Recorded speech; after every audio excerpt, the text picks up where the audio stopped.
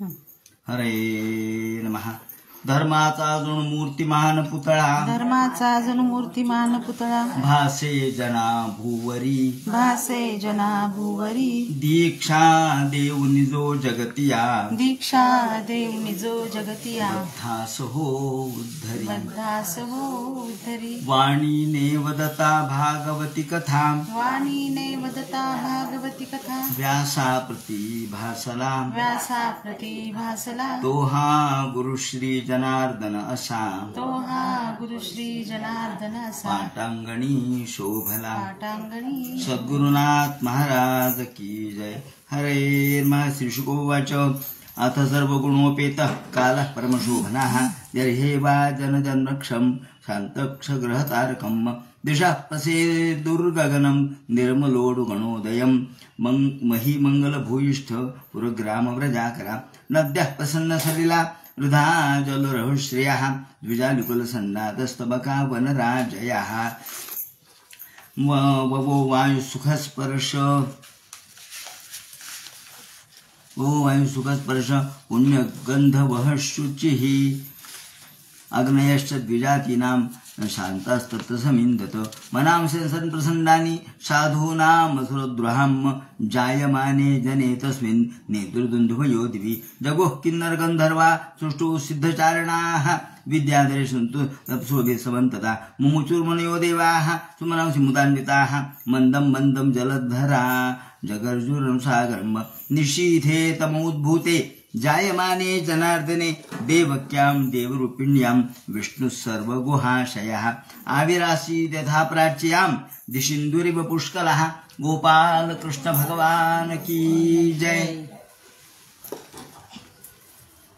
आज विजयादशमी अर्थात दसरा या निमित्ताने सर्वांना सर्व सद्भाविकांना मी दसऱ्याच्या शुभेच्छा देतो, विजयादशमीच्या शुभेच्छा देतो. आणि आज श्रीमद भागवतामध्ये गोपाल कृष्णाचा जन्मोत्सव या ठिकाणी संपन्न करायचा आहे. आज त्यांचा जन्म झालेला आहे आपल्या चातुर्मास्याच्या भागवतामध्ये. भगवान गोपाल कृष्णाचा जन्म कसा झाला याचं वर्णन त्यांनी केलेलं आहे. अथ सर्वगुणोपेत काल परमशोभनाः. इकडे देवकीच्या उदरामध्ये भगवंतांनी तेज रूपाने प्रवेश केला आणि तेज रूपाने प्रवेश केल्यानंतर भगवान गोपाल कृष्ण हे या ठिकाणी प्रगटणार म्हटल्यानंतर सर्व देवांनी सुंदर अशा प्रकारची त्यांची स्तुती केली, ती आपण काल पाहिली. आणि आता कंसाने अत्यंत जय्यत तयारी केलेली होती. त्यांनी 2-2 तासाला लोकांना त्या ठिकाणी बसवून ठेवलेलं होतं की तुम्ही जागा राहा. 2-2 तासाच्या ड्युट्या दिलेल्या होत्या. 2 तास झाले की ड्युटी बदलायची, 2 तास झाले की ड्युटी बदलायची. याप्रमाणे आता लक्ष ठेवा, आता आठवा, आता आठवा, आता आठवा, याप्रमाणे आठवा म्हणून त्यांच्या डोक्यामध्ये फक्त एकच होतं की आता इतका भयत्रस्त झालेला कंस, आठवा आठवा आठवा. त्याच्या डोक्यात आता आठवा म्हणजे माझा मृत्यू आहे, माझा अंतक आहे, त्याचा अंत आपल्याला करायचा आहे. याप्रमाणे सर्व तयारी केली आणि सर्व आपल्या सेवकांना त्या ठिकाणी निगराणीसाठी ठेवलं, हातात शस्त्र वगैरे घेऊन ठेवलं. आणि ज्या ठिकाणी देवकी आणि वसुदेव यांना शृंखलाबद्ध केलेलं होतं, कारागृहात टाकलेलं होतं, त्याच्या समोर सर्व प्रकारचे सैनिक त्यांनी उभे करून ठेवले. आणि आपल्याला प्रत्येक मिनिटाची बातमी कळली पाहिजे याची सुद्धा योजना केली. काय झालं, काय झालं, काय झालं याप्रमाणे. आणि त्यांनी सांगितलं की जो मला 8वा मुलगा झाल्याची बातमी देईल त्याला मी या ठिकाणी बक्षीस देईल म्हणून सगळ्या लोकांना घोषित केलं. त्या प्रलोभनाने सगळेजण तयार होते. करता करता करता या ठिकाणी 9 मास परिपूर्ण झाले आणि भगवान त्या ठिकाणी कसे अवतीर्ण झाले याचं वर्णन केलेलं आहे. प्रगट झाले. प्रगट हा शब्द लोक आज कोणालाही वापरायला लागले. कोणाचाही जन्म झाला की जन्मदिन ठीक आहे, पण प्रगट दिन, अहो प्रगट दिन कोणाला म्हणायचं? जे अप्रगट आहेत ते प्रगट झाले. अहो जन्म तर तुमचा, तुम्ही आईच्या पोटामध्ये आधीच असता, तुमचं पंचमहाभूताचा देह आधीच असतो, तो प्रगट कसा होईल? तो प्रगट नाहीये, तो आहेच आहे. पण भगवान हा मात्र गुप्त स्वरूपात आहे. तो जेव्हा व्यक्त होतो तेव्हा तो प्रगट होतो. जेव्हा तो मायेला या ठिकाणी सोबत घेतो तेव्हा तो प्रगट होतो. जेव्हा मायेस रहित असतो तेव्हा तो अप्रगट असतो, म्हणजे चैतन्यमय असतो असं मला म्हणायचंय. म्हणून कोणत्याही व्यक्तीचा जन्म म्हटला की प्रगट दिनाच्या शुभेच्छा असं म्हणू नये, तो अपमान आहे देवाचा. असो, याप्रमाणे भगवान अथ सर्व गुणोपेतः याने वर्णन केलंय. प्रत्येक शब्द महत्वाचा आहे. अथ सर्व गुणोपेतः, जेव्हा भगवान प्रगट होतात तेव्हा सर्व प्रकारचे गुण परिपूर्ण काठोकाठ भरलेले असतात. तिथे काही कमीपणा नसतो, सर्व गुणांनी संपन्न. काल परमशोभना, काळ अत्यंत आनंददायक. शोभन म्हणजे चांगला. शुभ काल आला. भगवान प्रगटताना अशुभ कालात कधी प्रगटत नाहीत, शुभ काल असतो. शुभ नक्षत्र, शुभ काल, शुभ योग, सगळं शुभ असतं. त्याप्रमाणे यर्हेवा जनदक्षवी शांतर्ष ग्रह तारकम, सगळे ग्रह तारका ह्या शांत होत्या, आनंद होता सगळ्यांच्या मनामध्ये. आणि दिशा प्रसिंधुर्गगनम, या ठिकाणी कालाचं वर्णन केलेलं आहे. या ठिकाणी 9, ज्याला आपण नवद्रव्य म्हणतो, जे नैयायिकांनी सांगितलं की पंचमहाभूत, दिक, काल आणि आत्मा आणि मन असे 9 गोष्टी ह्या कायमस्वरूपी आहेत, याला म्हणतात नवद्रव्य. तर पंचमहाभूत, दिक, काल, मन आणि आत्मा हे सगळे प्रसन्न होते, अर्थात सगळं भौतिक सृष्टी प्रसन्न होती. या काल शब्दाने हे 9 गोष्टी प्रगट केलेल्या आहेत, 9 गोष्टी सांगितल्यात, सूचित केल्यात. सगळे द्रव्य अत्यंत आनंददायक होते, म्हणजे जे जे भौतिक गोष्टी आहेत त्या सगळ्या भौतिक गोष्टी भगवंताच्या अवतीर्ण होण्यासाठी वाट पाहत होत्या आणि सगळ्या दिशा प्रसन्न झालेल्या होत्या. दिशा, त्याप्रमाणे गगन आणि उडुगणोदयम, उडुगण म्हणजे सगळे आकाशातल्या तारका, चंद्राधिक सगळे. मही मंगल भूयिष्ठ, आणि मही म्हणजे भूमी मंगल झाली. आता तुम्ही म्हणाल मही ही भूमी मंगल का झाली? भूमीला सुद्धा आनंद वाटला, कारण भूमीला लक्षात आलं की आपले प्रत्यक्ष भगवान, आपले पतिराज प्रगटणार आहेत. वराह परमात्म्याच्या काळामध्ये तिने भगवंताबरोबर लग्न केलं, भगवंतांनी तिला वरलं, वरमाला गळ्यामध्ये घातली, पण त्यानंतर भूमीचं आणि भगवंताचं नातंच समोर आलं नाही. का? त्यानंतर वराह परमात्म्याचा अवतार समाप्त झाला आणि नंतर मग नृसिंह अवतार झाला, पण त्या अवतारामध्ये ते अवतार भयद्रूप होतं. रामावतार झाला, पण रामावतारामध्ये माझ्यापासूनच सीता निर्माण झाली म्हणून मी रामाची सासू झाले, पत्नी होण्याचं भाग्य लाभलं नाही. त्यानंतर वामन अवतारामध्ये तर वामन ब्रह्मचारीच होते. परशुरामाने तर सगळी भूमी दान करून टाकली. तेव्हा फक्त गोपाल कृष्णाचा अवतार झाल्यावर तिला वाटलं बस आता कृष्णाचे चरण आपल्या अंगावरती पडतील आणि आपल्याला परम भाग्यशाली असा दिवस प्राप्त होईल. म्हणून मंगल भूयिष्ठ, म्हणून मंगलता.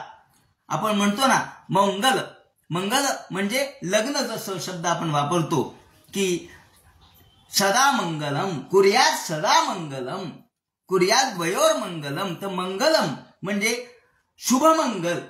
तर भगवंताबरोबर आता आपल्याला नित्य राहता येईल, कारण भगवंताचे चरण कमल आपल्यावरती पडतील, म्हणून तिला आनंद झाला. आणि भूयिष्ठ ग्राम व्रजा करा, याप्रमाणे त्या ठिकाणचे सगळे व्रज, सगळे व्रजभूमी, सगळ्या त्या ठिकाणची जी बल्लवांची भूमी होती ती देखील आनंदित झाली. सगळ्या देवता आनंदित झाल्या. दिशा म्हणजे दिशांच्या देवता, कारण पूर्वेची दिशा इंद्र आहे, आग्नेयची आग्नेय आहे, दक्षिणेची यमराज आहे. याप्रमाणे प्रत्येक दिशेचे जे स्वामी आहेत, उत्तरेचा स्वामी चंद्र आहे. याप्रमाणे प्रत्येक देवतांना आनंद झाला. आणि या वेळेला विराट पुरुषांचं वर्णन या ठिकाणी आपल्याला करता येऊ शकत नाही, परंतु भगवान गोपाल कृष्णाचं वर्णन करता येतं. आणि देवीचे 2 रूप आहेत, एक श्रीदेवी आणि दुसरी भूदेवी. तर श्रीदेवी जी आहे ती श्रीदेवी म्हणजे प्रत्यक्ष माया, चलसंपत्ती, आणि भूदेवी जी आहे ती पृथ्वी. म्हणून या ठिकाणी कृष्णाच्या ह्या 2 पत्नी आहेत, एक चल आहे एक अचल आहे. याप्रमाणे नद्यांनी विचार केला, नद्या प्रसन्न सलिला, नद्यांनी विचार केला की आता भगवान गोपाल कृष्ण आपल्या पुलीनं म्हणजे त्या ठिकाणच्या वाळुकेवरती खेळणार आहेत, आपल्यामध्ये स्नान करणार आहेत, आपलं पाणी पिणार आहेत.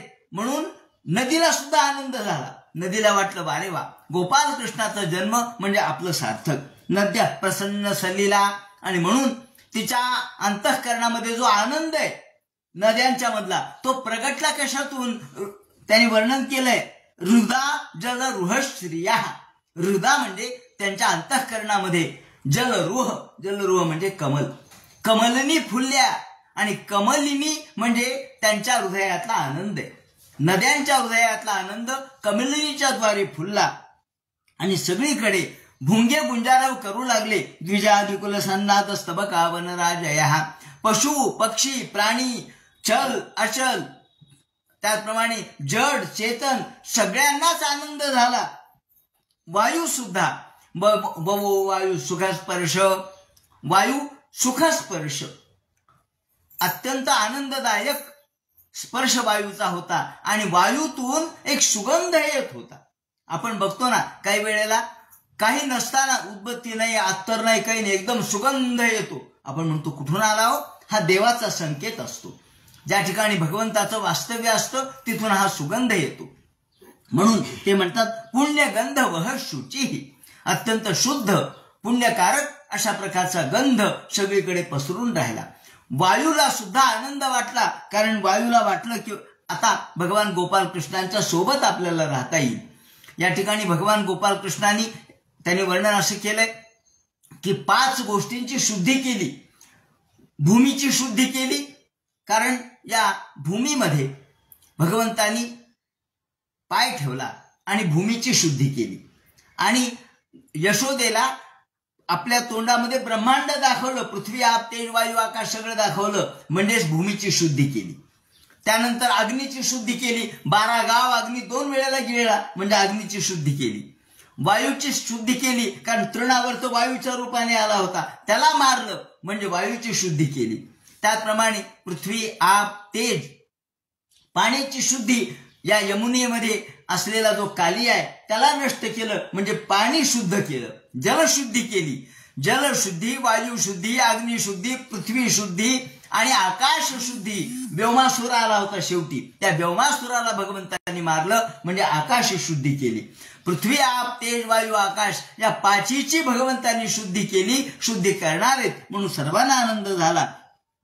म्हणून अग्नयश द्विजायते नाम शांताचं संबंध होतं. आणि त्या ठिकाणी अग्निहोत्र करणाऱ्या ब्राह्मणांना आनंद झाला की आता, कारण या कंसाने सगळं बंद केलं होतं, यज्ञ बंद करा, याग बंद करा, सगळ्या प्रकारच्या लोकांना यज्ञ याग करू देऊ नका. त्यांनी दुंदुभी त्या ठिकाणी वाजून, भेरीच वाजून सगळ्यांना अशा प्रकारचा आदेश काढला होता की विष्णू याचं मूळ आहे, तेव्हा विष्णूचं जे मूळ आहे ते नष्ट करायचं म्हणून आदेश दिला.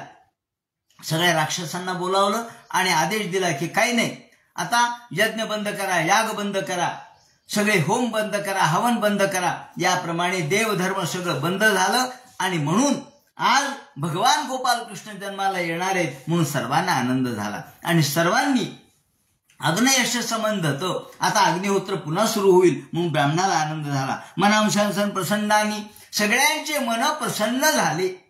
भगवंताच्या जन्माचं हे वैशिष्ट्य असतं. भगवान जेव्हा अवतीर्ण होतो तेव्हा सगळ्यांचे मन प्रसन्न होतात. जेव्हा सगळ्यांचे मन आनंदी होतात तेव्हा समजायचं की नक्की देवाचा अवतार होणार आहे. सगळ्यांनाच आनंद होतो, कोणी दुःखी राहत नाही. याप्रमाणे मनांशांसन प्रसन्नानी साधूनाम स्वरुद्रहाम. आणि जो साधूचं रक्षण करणार आहे आणि असाधूंना मारणार आहे, जो सज्जनाचं रक्षण आणि दुर्जनाचा निपात करणारा जो भगवान गोपाल कृष्ण आहे, तो फक्त साधूचं रक्षण नाही करत, अहो दुर्जनालाही मारावं लागतं, कारण त्याशिवाय साधू टिकत नाहीत. तण काढावं लागतं, त्याशिवाय धान येत नाही. म्हणून तण ठेवून धान येत नसतं. त्याप्रमाणे ते म्हणतात की दया तिचे नाव भूतांचे पालन आणि निर्दळन कंटकांचे, तुकाराम महाराज म्हणतात. त्याप्रमाणे कंटकांचं निर्दळन केल्याशिवाय सज्जनांचं परिपालन होत नाही. म्हणून साधूना मसुरद्रुहाम जायमाने जने तस्मिन नेदुर्दुंदुभयो दिवी. याप्रमाणे बरोबर अष्टमीची तिथी आली. या ठिकाणी श्रावण कृष्ण अष्टमी. कृष्णाने कृष्ण वंशात जन्म घेतला म्हणून कृष्ण पक्षात जन्म घेतला, कारण हा कृष्ण वंश होता. रामाने सूर्यवंशात जन्म घेतला म्हणून दुपारी जन्म घेतला आणि शुक्ल पक्षात जन्म घेतला. पण कृष्णाने कृष्णवंश असल्यामुळं कृष्ण पक्षात जन्म घेतला.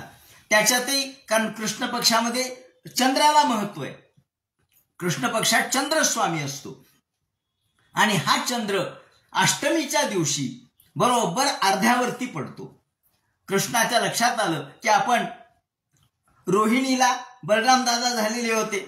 मग कृष्णाला वाटलं, रोहिणीला वाटेल की आपल्याला भगवान गोपाल कृष्ण जन्माला आपल्या पोटी नाही आले म्हणून तिला वाईट वाटेल, म्हणून रोहिणी नक्षत्र स्वीकारलं. कारण त्या रोहिणी नाव आहे की नक्षत्रावर, तुझ्या नावाच्या नक्षत्रावर मी जन्माला आलो म्हणून तुझाच मुलगा आहे.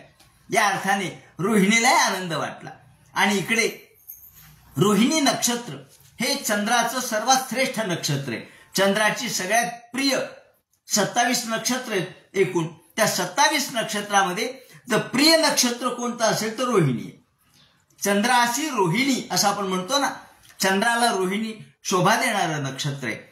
तिचं त्या चंद्राचं उज्ज्वल करणारं, अर्थात ते जणू काही चंद्राची पत्नीच आहे ती, म्हणून रोहिणी नक्षत्र. श्रावण पवित्र रोहिणी नक्षत्र आनंदाचे पात्र विश्व केले.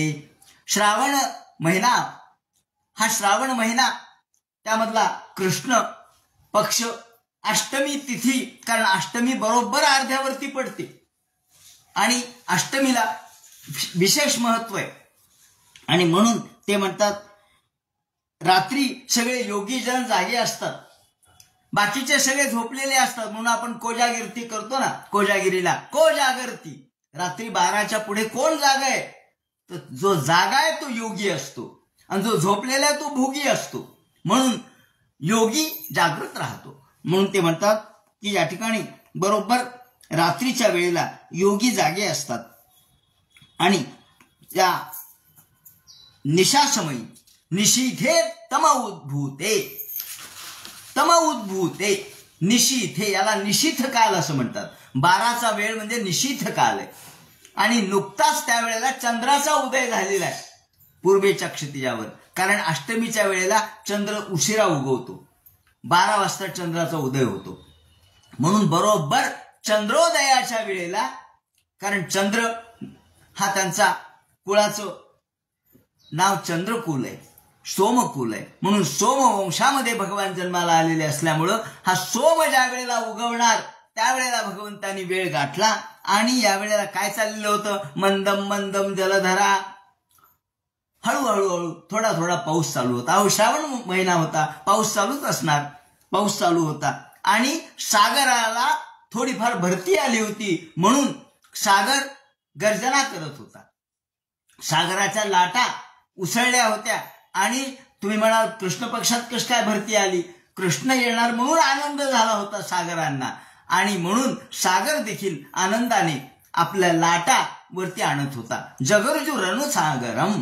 जगर्जू, जगर्जू म्हणजे सागराच्या लाटांचा आवाज, त्याला गाज म्हणतात. तो गाज येत होता आणि निशीथे तम उद्भूते, बरोबर निशीथ काल गाठला आणि बरोबर चंद्र उगवायच्या वेळेला, चंद्र उदयाच्या वेळेला, चंद्रोदयाच्या वेळेला जायमाने जनार्दने देवक्याम देवरूपिण्याम विष्णू सर्व गुहाशया आविरासी तथा प्राचान दिशिंदुरिव पुष्कला. गोपाल कृष्ण भगवान की जय. देवकीच्या समोर उभे राहिले, त्याला म्हणतात प्रगट होणं. जन्म वेगळा, अहो जन्म आईच्या पोटातून होतो, तो आपण पंचमहाभूताचा देह जन्म घेतो आणि जन्म घेतल्यावर कुणीही त्या रडायला लागतो. तो जीव असतो, तो प्रगट होत नसतो. देव प्रगट होतो कारण देवाला स्वतःच्या सामर्थ्याची जाणीव असते.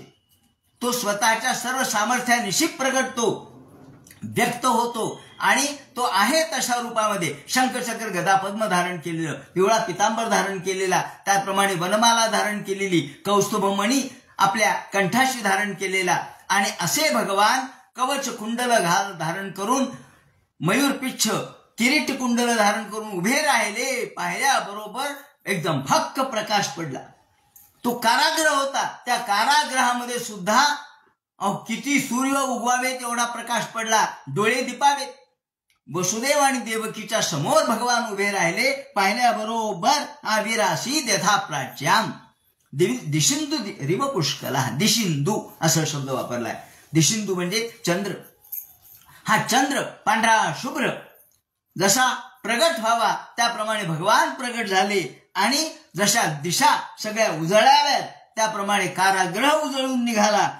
पाहिल्याबरोबर तमंबुजम बालकमंबुजे क्षणम चतुर्भुजम शंखचक्र गदायुधम.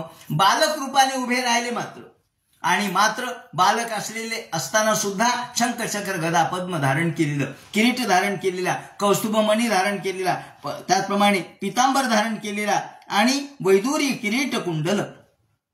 किरीट कुंडल हलतायत. उद्दामकांचांगद कंकणादि भिर.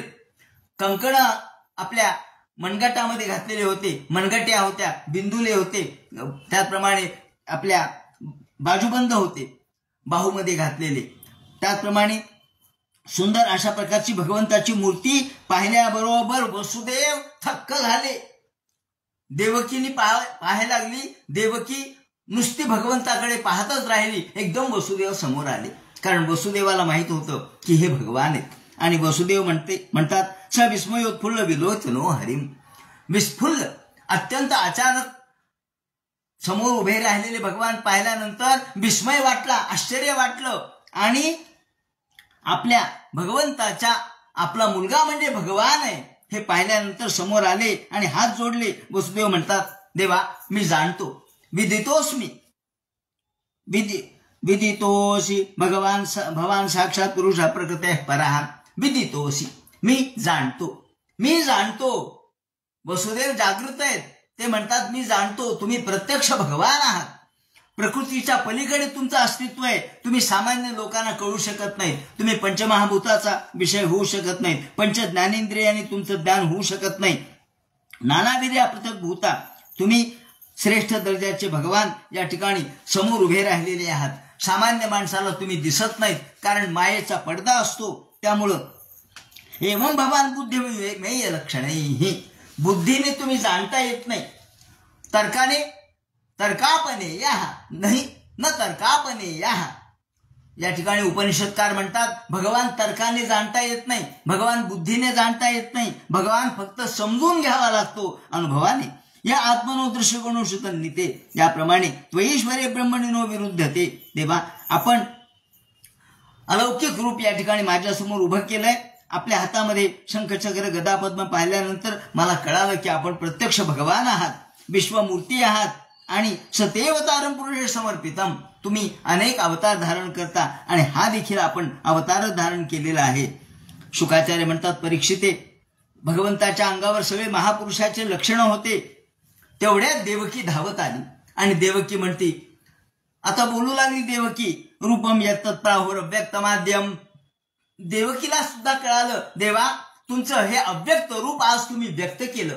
तुम्ही आद्य स्वरूप आहात, ब्रह्मज्योती आहात, निर्विकार आहात. त्याचप्रमाणे निर्गुण निराकार निर्विकार तुमचं स्वरूप आहे. केवळ सत्ता मात्र, सत्ता म्हणजे आध्यात्मिक सत्ता, या रूपाने तुम्ही अस्तित्वात असता. सगळं जग नष्ट झालं तरी तुम्ही नष्ट होत नाही. सगळीकडे प्रलय झाला तरी तुम्ही शिल्लक राहता. हे तुमचं वैशिष्ट्य आहे. समत्वम साक्षात विष्णू अध्यात्मदीप आहात. तुम्ही प्रत्यक्ष अध्यात्माचे दिवे आहात. अध्यात्माचा प्रकाश तुमच्यामुळे पडतो. ब्रह्मदेव सुद्धा 2 परार्ध आयुष्य ब्रह्मदेवाला आहे. तुम्ही मात्र ब्रह्मदेवाच्या निर्मितीला कारण ठरलेले. आणि भवानेक शिष्यते शेष संज्ञा. सगळं जग नष्ट होतं पण तुम्ही शिल्लक राहता म्हणून तुम्ही शेष आहात. शेष म्हणजे कायम राहणारे, शिल्लक राहणारे तुम्ही आहात. म्हणून ते म्हणतात योयम काल तुमच्या मागेच आहे. कालाचा विषय तुम्ही होऊ शकत नाही. तुम्ही काळाच्या पलीकडे आहात. मृत्यूर व्याल भेत पलायन. आणि एकदम तिला मृत्यूची आठवण होते. कुठेतरी तिच्या मेंदूमध्ये हे सगळं आहेच ना. तिच्या समोर 6 मुलं मारले, तिला काय वाटलं असेल. जन्मतःच आपल्या मुलांचा अंत पाहावा लागला. जन्मतःच कवळे लुसलुशीत मुलं, त्यांचं रक्त सांडलेलं, त्यांचं डोकं फुटलेलं पाहावं लागलं. काय एक दुःख झालं नसेल तिला. तेव्हा ती म्हणते हे भगवंता मृत्यू व्याध भीत पलायन, माणूस हा मृत्यूच्या भयाने घाबरलेला आहे. मृत्यू त्याच्या मागे एखाद्या नागाप्रमाणे लागलेला आहे. एखाद्या माणसाला भेपान लागावं त्याप्रमाणे हा भयपानाने, मृत्यूच्या भयानेच माणूस त्रस्त आहे. आणि लोकांसर्वां निर्भयांनाद्य गच्छत, लोकांना निर्भयत्व नाहीये. लोक भय व्याकुल आहेत, भयाकुल आहेत. या भयातून सोडवणारा कुणी नाही. अभय भगवंता तुम्ही अभय देणारे आहात. म्हणून माऊलींनी जेव्हा गणपतीचं वर्णन केलंय तेव्हा त्यांनी हात भगवंताचा गणपतीचा कसा आहे तर धर्मप्रतिष्ठा तो सिद्धू अभय असतो असं म्हटलंय. हा जो अभय देणारा हात आहे गणपतीचा, ज्याला आपण असं अभय देणारा हात असं म्हणतो, हा धर्म प्रतिष्ठा करणार आहे.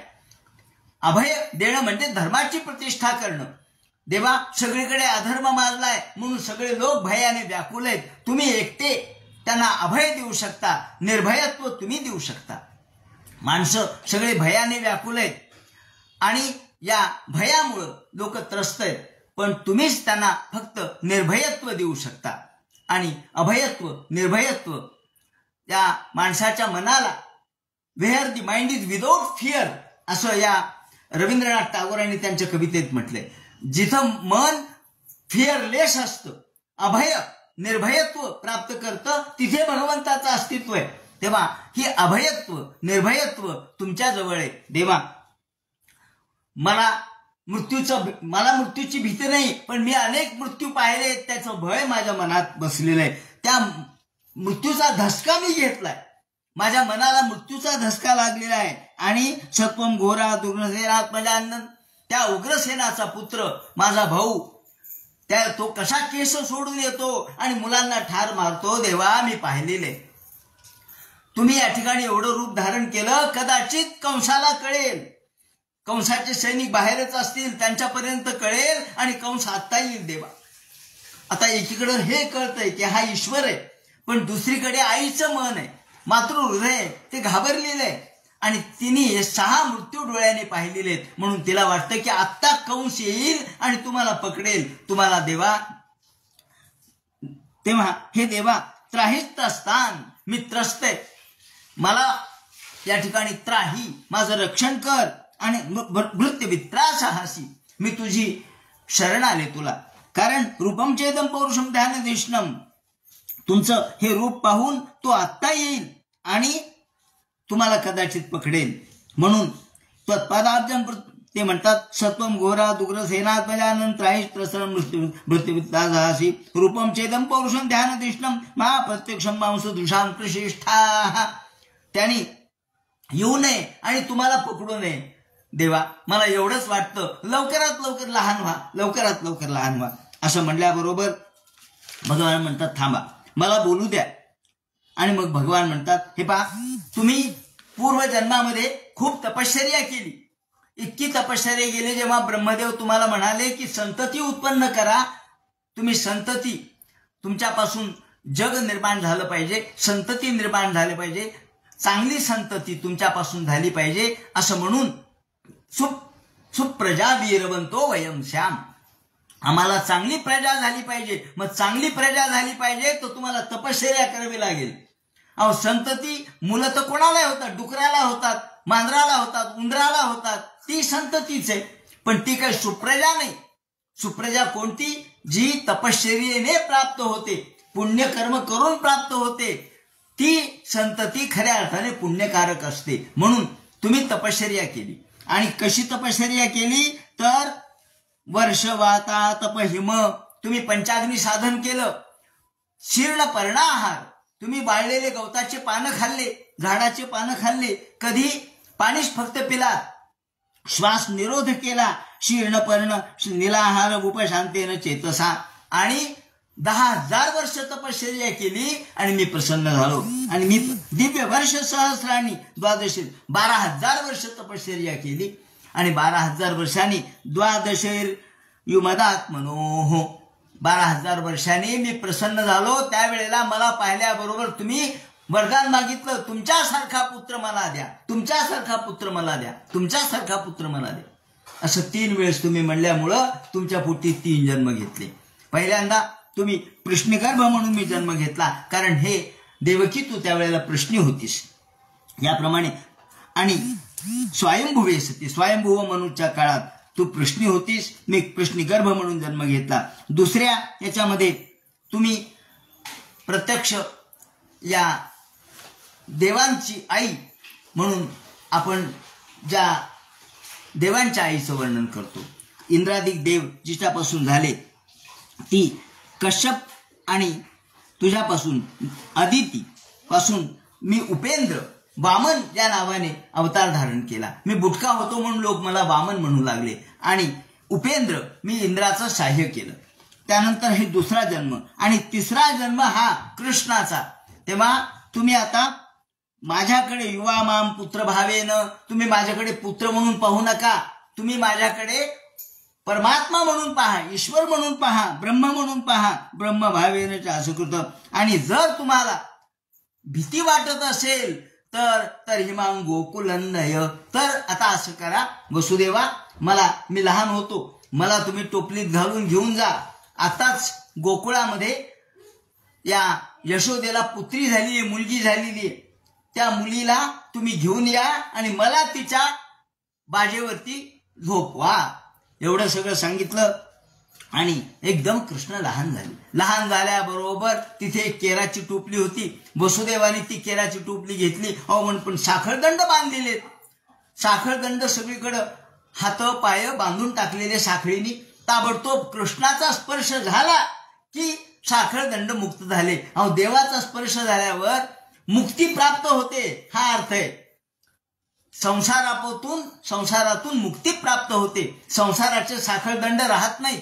आणि म्हणून कृष्णाला हातात घेतल्याबरोबर परमात्म्याला हातात घेतल्यावर संसार राहील का? संसाराचं बंधन राहणार नाही, सगळे बंधन गळून पडले. आणि त्याने ताबडतोब तिला आपल्या या भगवंताला टोपलीमध्ये घेतलं, त्याच्यावर एक वस्त्र टाकलं आणि निघाले. भार ताबडतोब बाहेर आल्याबरोबर कवाड उघडले. कवाड कसे उघडले? ते म्हणतात, सूर्य उगवल्यावर अंधार राहतो का? सूर्य उगवल्यावर जसा अंधार राहत नाही तसा भगवान समोर आला की सगळे कवाड सताड उघडले. त्याला वाटलं हे सगळे सैनिक जागे असतील, पण तिकडे माया जन्माला आलेली होती ना, त्याच वेळेस इकडे भगवान जन्माला आले.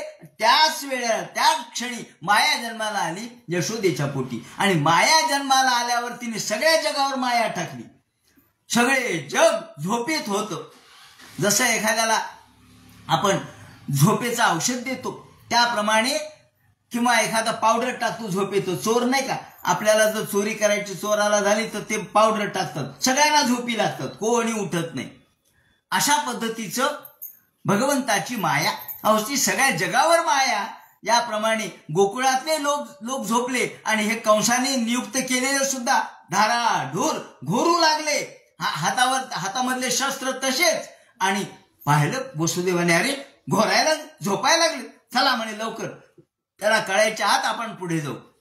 पुढे भरा गेले तर यमुना दुथांग वाहत होती. पाहिल्याबरोबर यमुनेच्या जवळ आले तोपर्यंत पाणी कमी होतं, कमरे इतकं पाणी होतं. पुढे गेले तर पोटा इतकं झालं, छाती इतकं झालं, गळ्या इतकं झालं, तोंडापर्यंत आलं. आणि मग मात्र नाकापर्यंत पाणी जाऊ लागलं. तरी वसुदेव म्हणले, नाही, यांना आपल्याला गोकुळात न्यायचे, कृष्णाने सांगितलंय त्याप्रमाणे. आणि आकाशातून पाऊस पडत होता. वर्ष पर्जन्य उपांश गर्जिता, हा पाऊस पडत होता. कृष्ण ओले होतील म्हणून शेष म्हणाले, अरे भगवान आपल्याला रागवतील म्हणून शेषाने छत्र धारण केलं. त्याच्यावर भगवंताच्या डोक्यावर छत्र धारण केलं, त्यामुळे त्यांना पाऊस लागला नाही. शेषों बगाद्वारी निवारयन फणई. आणि मग यमुनेच्या जवळ आल्यावर यमुनेला वाटलं, अरे कृष्ण आपल्यापासून चालले आणि कृष्णाच्या पायाचा स्पर्श नाही झाला तर आपल्यासारखे दुर्भाग्य आपणच. 2-3 अर्थ दिले त्यांनी असं म्हटले की यमुनेमध्ये हा कालियाय होता आणि इकडे शेषनाग आले. शेषनाग आल्यावर यमुनेला वाटलं, आधीच कालिया माझ्यामध्ये आणि आता शेषनाग आलाय, आता काय करू, आपण देवाला शरण जावं. म्हणून देवाच्या स्पर्शाची गडबड तिची सुरू झाली.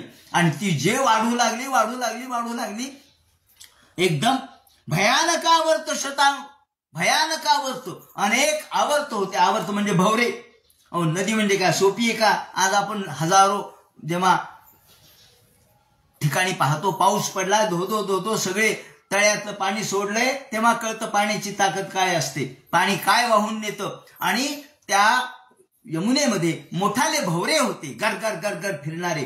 त्या भवऱ्यामध्ये अडकलं की माणूस वाचतच नाही, किती पोहणार असू द्या. ते भवरे सोडून ज्यांना, आणि अंधार, पुन्हा अंधार आहे, रात्रीची वेळ आहे, 12च्या पुढे वेळ गेलेली आहे, पाऊस पडू लागलेला आहे, अंधकार आहे, घरात या ठिकाणी रस्त्यावर पाखरू नाही, आणि यमुना तर वाढतेच आहे, काय करावं. पण तेवढ्यात धाडसाने निघाले, आवर्त बाजूला केले, आणि गंभीर तो ओर्मी फेनेला. उर्मी म्हणजे लाटा येऊ लागल्या तिच्या, आणि फेस येऊ लागला. इकडे त्यांच्या तोंडात नाकात पाणी जाऊ लागलं. भयानक आवर्त शताकुला नदी. आणि एवढ्यात भगवंतानी ताबडतोब आपल्या टोपलीतून पाय काढला आणि यमुनेला स्पर्श केल्याबरोबर यमुना 2 दुतर्फा तिने रस्ता दिला. असं म्हणतात की ज्याप्रमाणे सिंधुरीव श्रेयापते हे, ज्याप्रमाणे श्रीरामचंद्राला समुद्राने रस्ता दिला म्हणून त्यांनी पूल तयार केला लंकेकडे जायचा, श्रीरामचंद्राला जसा सिंधुपती म्हणजे समुद्राने रस्ता दिला, तसा बायकांच्या, जुन्या काळातल्या बायकांच्या भांगासारखा सरळ रस्ता दिला. कारण इकडे तिकडे दिला असता तर वसुदेव लांब गेले असते. बरोबर गोकुळात जायचा रस्ता दिला आणि एकदम मोकळा रस्ता झाला. तिथून भार भार भार भार निघाले वसुदेव. आले गोकुळामध्ये, कोणी जागा नव्हता. मायेचा जन्म झाल्यावर सगळीकडं निद्रेचं पांघरून तिने टाकलं. सगळे झोपले, सगळ्यांना झोप या लागल्या. आणि इकडे यशोदा सुद्धा नुकतीच प्रसूत झाली, पण प्रसूतीच्या कळामुळं, त्रासामुळं तिला कळालं मला काहीतरी झालंय, अपत्य झालंय, पण पुत्र झाला का पुत्री झाली हे तिने पाहिलं नाही. का? झोप लागली, थकून गेली कळा देऊन.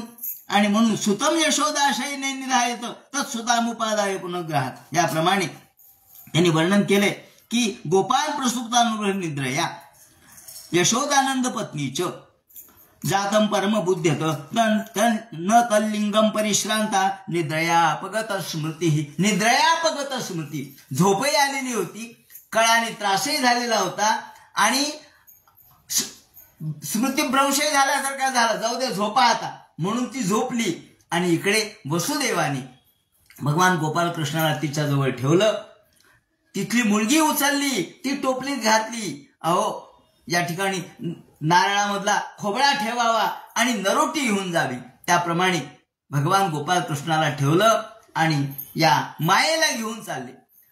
आत भर भर भर भर पुन्हा नदी ओलांडली, पुन्हा आले आणि आपल्या कारागृहापाशी आल्याबरोबर कारागृह उघडेच होते. आतमध्ये गेले. आतमध्ये जाता क्षणीच सगळे कारागृह पुन्हा बंद झाले, सगळे कपाट पुन्हा लागले, सगळे दारं लागले, साखळदंडही पडले. अहो, मायेमुळं साखळदंड पडतात.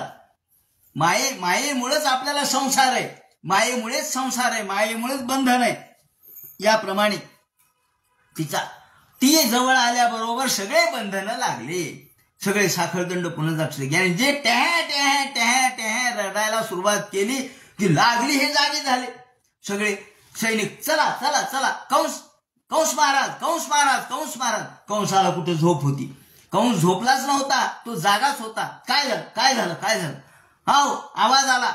कारण कंसाने सांगितलं, जो मला पहिल्यांदा येऊन सांगितलं त्याला बक्षीस. त्याप्रमाणे बक्षिसाच्या आमिषाने हे धावत धावत पळत पळत आले. कंस तसाच केस सोडून निघाला. केस मोकळे सोडलेले, हातामध्ये तलवार घेतली आणि निघाला. आणि आल्याबरोबर देवकी देवकी आण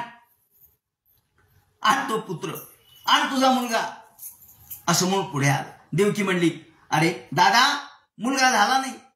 मुलगा झाला नाही? नाही रे, मुलगीच झाली. मुलगा कसा नाही झाला? ते म्हणे, मला काय माहित मुलगा कसा नाही झाला, मुलगी झाली. असो, मग तो म्हणाला, असू द्या, ते आणती. आण म्हणल्याबरोबर यांनी सांगितलं. देवकी म्हणते, अरे दादा, हे पाय, एवढी तरी शिल्लक ठेव. तू माझे एवढे मुलं मारले, 6 मुलं मारले, 7वा गर्भपात झाला, निदान एवढी तरी मुलगी आता ठेव. माझ्या समोर एवढ्या एखाद्या राक्षसासारखी मुलं तू मारले. स्नुषेयम तव कल्याणम, अरे तुझ्या मुलाला मी माझी मुलगी देईन, ही तुझी सून करून घे. स्नुषेयम तव कल्याण स्त्रियम हंतुम रहसी. एकतर स्त्रियांना मारत नाहीत. स्त्रियांना मारणं हा गर्ह्य अशा प्रकारचा अधर्म आहे, वाईट आहे.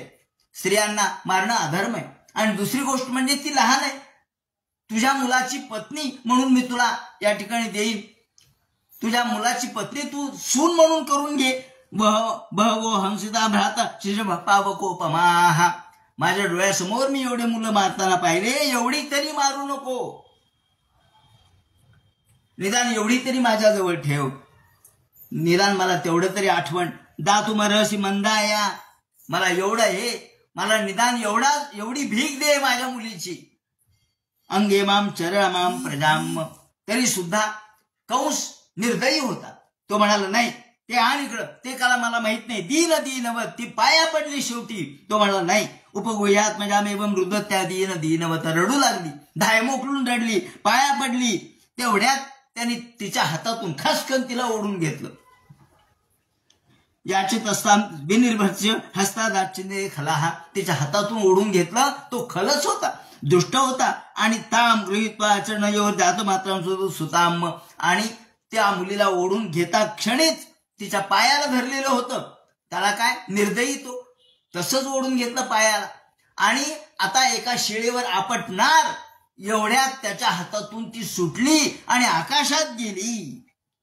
अपोते चिलापृष्ठी स्वातो मुली सौदा सा तद्दस्ता समुत्पत्ते सद्यो दिव्यंबरंगता.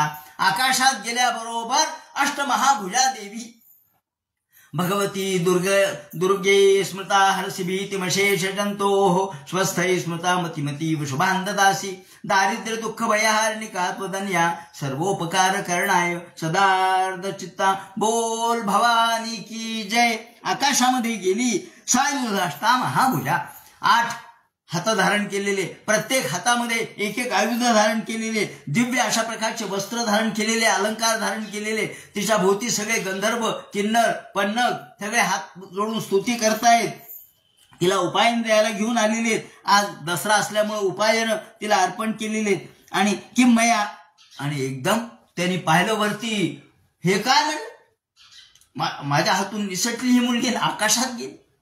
आणि काय रूप तिचं भव्य पाहिल्याबरोबर, तिचं तेजस्वी रूप पाहिल्याबरोबर जशी एखादी वीज चमकावी तशी ती चमकू लागली. आणि ती म्हणाली, अरे मूर्खा, माझ्यासारख्या सामान्य, माझ्यासारख्या दीन माणसाला, दीन पोरीला मारून तुला काय मिळणार आहे. माझ्यासारखे किंमया हतया मंद. माझ्यासारख्या अरे गोर गरिबाला मारून तुला काय मिळणार होतं. तुझा शत्रू हा शुक्ल पक्षातल्या चंद्रासारखा वाढतोय. कुठं वाढतो सांगितलं नाही, फक्त वाढतोय. काय म्हणला, माझा शत्रू अजून या जगात आला आणि वाढतो. क्वयत्र पूर्वशत्रुर्मा हिंसे कृपणानृथा इति प्रभाषितं देवी माया भगवती भुवी. याप्रमाणे तिला भद्रा दुर्गा या नावाने जिची स्तुती आपण करतो ती ही माया होती. या तिचं वर्णन करत असताना संत श्रेष्ठ गजानन महाराज जे अक्कलकोटकर ज्यांनी अग्निहोत्राचा प्रचार सुरू केलेला आहे, प्रसार केलेला आहे, त्या गजानन महाराजांनी त्यांच्याबद्दल लिहिताना म्हटलंय, अजन्मापरी जन्मली कशी. ही अजन्म आहे परंतु जन्मली कशी. अजन्मापरी जन्मली कशी, गोकुळामध्ये यशोवदा कुशी. प्राप्त ना जिथे थोर मुनिवरा, तुझं धरावया कंस करीत्वरा. अहो, जी मोठमोठ्या मुनींना गवसत नाही, जी मोठमोठ्या ऋषींना सापडत नाही, त्यांच्या हातात येत नाही, आणि त्यासाठी कंस आपला हात घेत हाताने तुला धरायचा प्रयत्न करत होता. अरे तू त्यांच्या हातात येशीलच कशी. प्राप्तना जिथे थोर मुनिवरा, तुझं धरावया कंस करीत्वरा. अष्टभुज तिथे रूप देखणे, प्रगटले तुझे सिंहवाहने. याप्रमाणे तू नंदनंदिनी, हे तू नंदनंदिनी आहेस आणि यशोदा नंदिनी आहेस, नंदाची नंदिनी आहेस. तेव्हा हे नंदनंदिनी माझ्यावर कृपा कर. अशा पद्धतीने भगवतीची स्तुती गजानन महाराजांनी केलेली आहे. असो, याप्रमाणे हे ऐकल्याबरोबर कंस मात्र घायाळ झाला, मटकन खाली बसला. अरे अरे अरे अरे अरे माझा शत्रू वाढतोय एवढं करून. आणि मग मात्र देवकी आणि वसुदेव यांच्या जवळ आला, साष्टांग नमस्कार घातला. माझं चुकलं, एखाद्या नरभक्ष असलेल्या राक्षसासारखं मी तुमच्या मुलांना मारलं आणि आता तत्वज्ञान सांगायला लागला. अहो जाऊ द्या, मृत्यू काय येणारच आहे माणसाला, कधी ना कधीतरी मृत्यू आहेच आहे. मृत्यू काय शरीरालाच आहे, आत्मा अमर आहे. आता तत्वज्ञान सांगायला लागला. कारण हे जे 6 मुलं होते, हे 6 मुलं म्हणजे हे हिरण्यकश्यपाचे भाऊ होते, हिरण्यकश्यपाचे मुलं होते हे. आणि हे शापित अशा प्रकारचे होते, वसू होते. हे शापित वसू आता भगवंताच्या स्पर्शामुळे आता नंतर मुक्त झाले, कारण भगवंतांनी नंतर त्यांना मुक्त केलेले. कारण हे सगळे बलीकडे होते, बली याला घेऊन गेला होता. याप्रमाणे हे मेले म्हणजे मेले नाही, ते बळीकडे गेले. याप्रमाणे हे 6 जण. याप्रमाणे भगवंतांनी आपल्या इकडे गोकुळामध्ये भगवान प्रवेशले आणि इकडं कंस मात्र यांची क्षमा मागू लागला, मला क्षमा करा. आणि त्यांचे सगळे पाश तोडले, त्यांचं सगळे जे लोखंडाचे अशा प्रकारचे शृंखला होत्या त्या बाजूला केल्या आणि त्यांना क्षमा मागितली, मला क्षमा करा, क्षमा करा. अहो क्षमा काय करा, एवढे सगळे पुत्र मारले ना, आता काय क्षमा करा. कंसम पण वसुदेव फार मोठ्या मनाचे होते, त्यांनी क्षमा केली. या वेळेला वसुदेवांना जेव्हा भगवान गोपाल कृष्ण झाले त्यावेळेला वसुदेवांनी संकल्प केला की देवा निदान माझा हा पुत्र वाचू दे, मी 10,000 गायी मी ब्राह्मणाला दान करीन. आणि ह्या 10,000 गायी त्यांनी त्यांच्या मुंजीच्या वेळेला दान केलेल्या आहेत.